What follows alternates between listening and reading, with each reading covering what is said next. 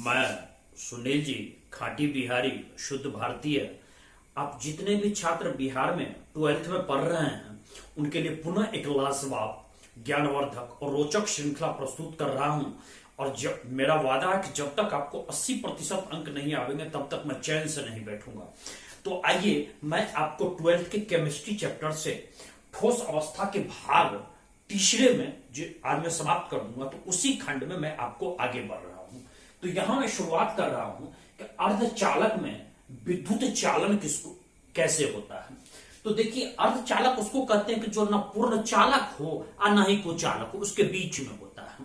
तो बीच में होता है, तो उस स्थिति के लिए तो अर्धचालक में क्या होता है कि संयोजक होता है और चालक बैंड होता है।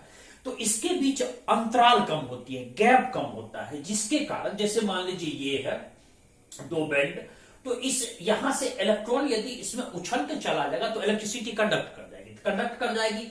तो उसी तरह से कि इसमें इलेक्ट्रॉन चालक बैंड को लांघ सकता है और ये आपको अल्प चालकता दिखाते हैं, इसलिए इसको अर्धचालक कहा जाता है। लेकिन यहीं पर यदि हम ताप बढ़ाते हैं तो उस स्थिति में अर्धचालक में इसमें इलेक्ट्रिक कंडक्शन तेजी से होता है, इलेक्ट्रिक कंडक्शन की स्थिति उसमें परिमार्जित होती है, बढ़ जाती है। इसलिए ताप बढ़ाने पर क्या होगा, अर्धचालक में इलेक्ट्रिसिटी कंडक्शन बढ़ेगी। तो अर्धचालक के रूप में आपको एक बहुत अच्छा एग्जांपल देता हूं कि सिलिकॉन और जर्मेनियम ये अर्धचालक है और अच्छा अर्धचालक का गुण है। तो इसमें ताप बढ़ने से विद्युत चालकता बढ़ जाती है। सुनील जी खाटी बिहारी पूछ रहा, ताप बढ़ने से अर्धचालक में क्या होगा, विद्युत चालकता बढ़ जाएगी। चलो भैया आगे।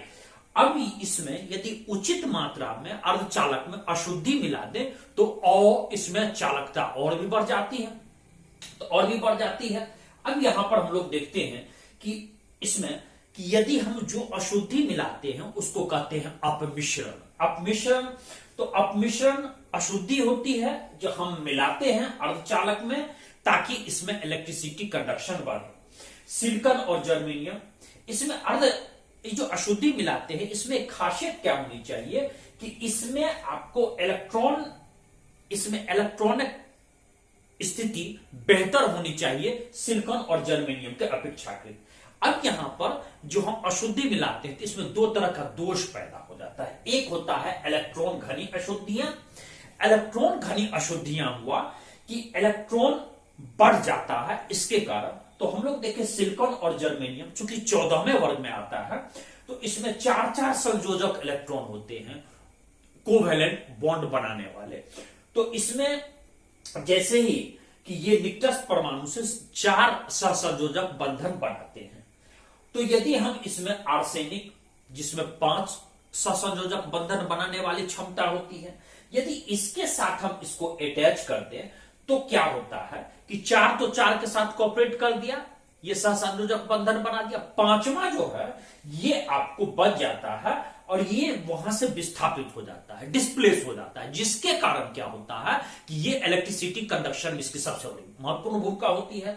तो ये जो इलेक्ट्रॉन आपका बच जाता है ये आपको गतिशील हो जाता है, एक्स्ट्रा इसमें इंटेंसिटी चली आती है, इसी के कारण इलेक्ट्रिसिटी कंडक्शन बढ़ जाता है और इसको हम इलेक्ट्रॉन घनी अशुद्धि अपमिश्रण कहते हैं और इसको n प्रकार की अर्धचालक कहा जाता है। तो n प्रकार का अर्धचालक कौन सा हुआ, जिसमें इलेक्ट्रॉन एक्स्ट्रा बच जाए और ये इलेक्ट्रॉन इसमें घनी अशुद्धि के कारण ये आपको आता है।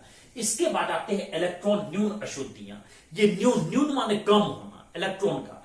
तो अब देखिए कैसा होता है सिलिकॉन और जर्मेनियम में यदि हम जैसे एल्युमिनियम मिला दे, गैलेनियम मिला दे, बोरोन, तो उस स्थिति में क्या होता है कि इसमें 3 संयोजक इलेक्ट्रॉन होते हैं। तो इसमें क्या होता है कि जैसे आपका संयोजन जो होता है तो वहां स्थान पर तो चौथा तो इलेक्ट्रॉन है नहीं, जब बॉन्ड बनाता है तो चौथा इलेक्ट्रॉन क्या करता है, 3 तो 3 के साथ होगा, चौथा अपने स्थान को छोड़ करके दूसरे परमाणु का उसके साथ अटैच हो जाता है। अटैच होने के कारण क्या होता है कि रिक्त हो जाता है, इलेक्ट्रॉन का स्थान रिक्त हो जाता है। इसलिए इस रिक्त का फिर इलेक्ट्रिसिटी कंडक्ट होने लगता है। फिर तो कोई इलेक्ट्रॉन वो अनपेयर्ड हो गया अनपेयर्ड हो गया तो इसके कारण आपका तो जो इलेक्ट्रॉन रिक्त होता है, खाली स्थान हो जाता है, उसको इलेक्ट्रॉन छिद्र कहते हैं। और ये इसमें तो इसके कारण भी इलेक्ट्रिसिटी कंडक्शन बढ़ जाता है। इसको पी प्रकार के अर्धचालक कहते हैं। किस प्रकार का अर्धचालक कहते हैं? पी प्रकार के अर्धचालक। तो एन प्रकार के और पी प्रकार के अर्धचालक। अब देखिए कि इसकी ये बहुत ही उपयोगी है। इसका उपयोग हम लोग करते ऐसे हैं कि जैसे ट्रांजिस्टर बनाने में उपयोग करते हैं, चिप्स बनाने में उपयोग करते हैं।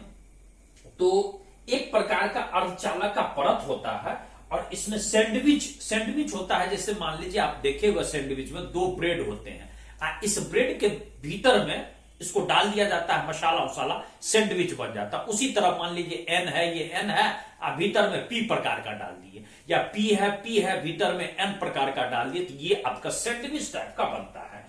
तो जैसे एन हुआ, पी हुआ, इस प्रकार के ये बनते हैं।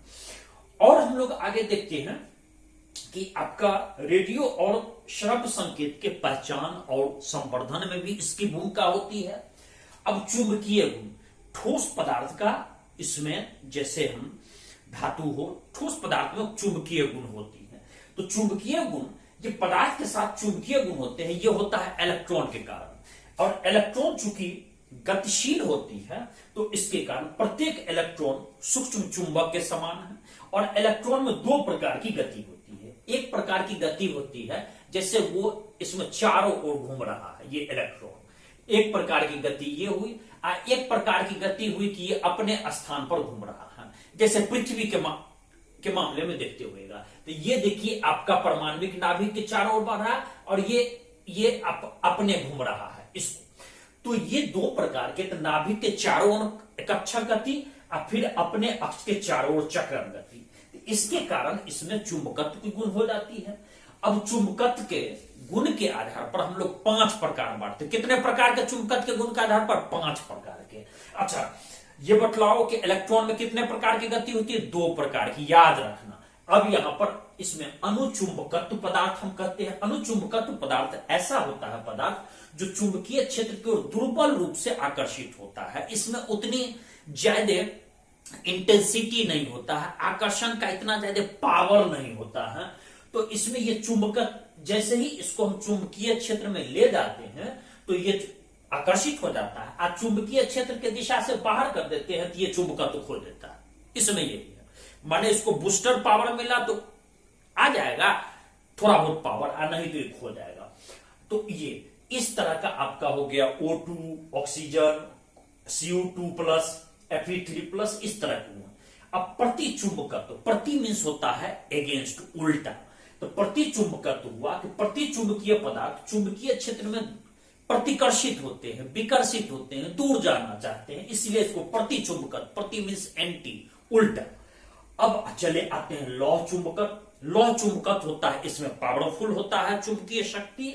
इसमें लोहा आया, कोबाल्ट आया, निकेल आया। इसकी जैसे आप देखिएगा जो चुंबक के पास लोहा को ले जाएगा तुरंत खींच लेता है। उसके आप सिक्का को नीचे में आप इसको घिसकाइए, चुंबक को देखिए सिक्का भी खिसकने लगेगा।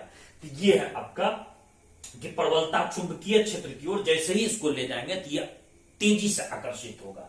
इसको लौह चुंबकीय पदार्थ। तो लौह चुंबकीय पदार्थ में आप एक बात ध्यान रखिएगा कि इसकी जो डोमेन है, इसमें आपका इलेक्ट्रॉन, ये देख रहे हैं कि इसकी एक ही दिशा में, ये एक दिशा में यूनिफॉर्म दिशा में चलाता है, इसलिए इसकी शक्ति काफी तेज हो जाती है, इसको लौह चुंबकीय होता है।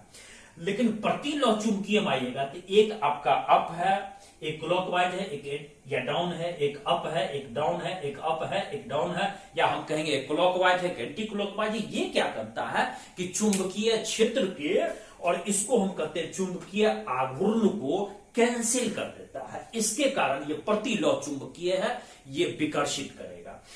और फिर इसके बाद चले आए तो प्रति लौह चुंबकीय में आप चले आएगा तो MnO आया, इसको हम कहते हैं मैग्नीज ऑक्साइड, ये सब आया।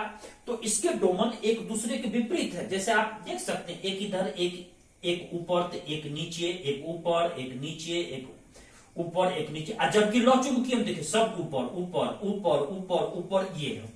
अब फेरी चुंबकीय क्या है कि फेरी चुंबकीय होता है जब पदार्थ का चुंबकीय आघूर्ण की दिशा ये असमान होते हैं, इसमें कोई पैटर्न, इसमें पैटर्न को फॉलो नहीं करता है।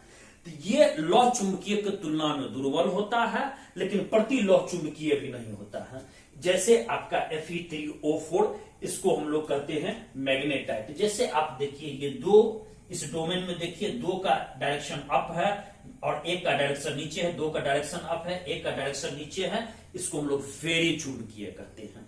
तो आप इस तरह से 5 आप समझ चुके होंगे, और मैं सुनील जी खाटी बिहारी आपसे यही विदा ले रहा हूं। और ठोस अवस्था आपका ये तीसरा भाग समाप्त हो गया, और ये तीसरा भाग था, ध्यान रखिएगा, ठोस अवस्था भाग 3 था, और 3 इस तरह से आपका ये समाप्त हुआ। और अरे सुनील जी यूट्यूब, सुनील जी खाटी बिहारी यूट्यूब तुम्हारा अपना है, फ्री है, इसको अपने मित्रों में बांट दो। जब तक 80% नंबर नहीं आवेगा, चाहे तुम किसी जिला से तैयारी कर रहे हो, चाहे किसी भी ग्राम से, कस्बे से, चाहे कहीं से भी, टोला से, पड़ोस से, कहीं से तैयारी कर रहे हो, जब तक 80% अंक नहीं आवेगा, मैं चैन से नहीं बैठूंगा। जय बिहार जय भारत के साथ मैं बहुत जल्दी आपका आगे के लेक्चर के साथ आपको मिल